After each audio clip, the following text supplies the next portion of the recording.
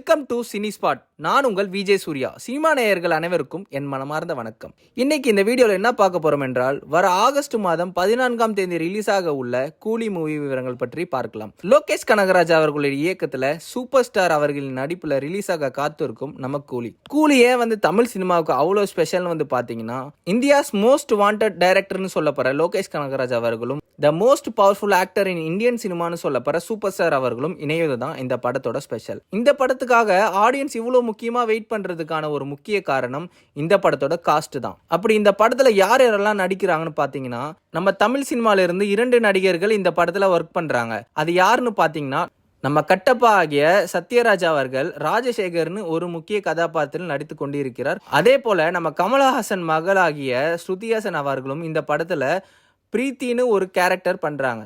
அடுத்ததா நம்ம மலையாள சினிமாவில் எடுத்துக்கிட்டோம்னா, மஞ்சுமல் பாய்ஸ் படத்தின் மெயின் ஹீரோ ஆகிய சௌபின் அவர்கள் தயால் என்று ஒரு கேரக்டர் நடித்து கொண்டிருக்கிறார். அடுத்ததாக கன்னடம் சூப்பர் ஸ்டார் என்று அழைக்கப்படும் உபேந்தர் அவர்கள் கலிசா என்று ஒரு கதாபாத்திரம் நடித்து கொண்டு வருகிறார். அடுத்ததாக நம்ம தெலுங்கு சினிமால இருந்து த கிங் நாகார்ஜுனா அவர்கள் இந்த படத்துல சைமன் என்கிற கதாபாத்திரத்தில் நடித்து கொண்டு வருகிறார். கடைசியா தான் சேர்ந்தார் விநாயக் என்பது போல வந்தாரு நம்ம அமீர் கான் இந்த படத்துல ஒரு முக்கிய கதாபாத்திரம் பண்கிறார். அந்த கதாபாத்திரத்தின் பேர் தாஹா என்பது தகவல். ஆக மொத்தத்துல இவ்வளவு மாநிலங்களில் இருந்து ஆக்டர்ஸை பிடிச்சி இந்தியா முழுவதும் கவர்ந்திருக்காரு இயக்குனர் லோகேஷ் கனகராஜ். இன்னொரு முக்கியமான விஷயம் என்னவென்றால், இந்த நிலையில் தமிழ் சினிமாவின் முதல் 1000 கோடி இந்த திரைப்படம் கலெக்ட் செய்யும் என்று தமிழ் நேயர்கள் நம்பி இருக்கிறார்கள்.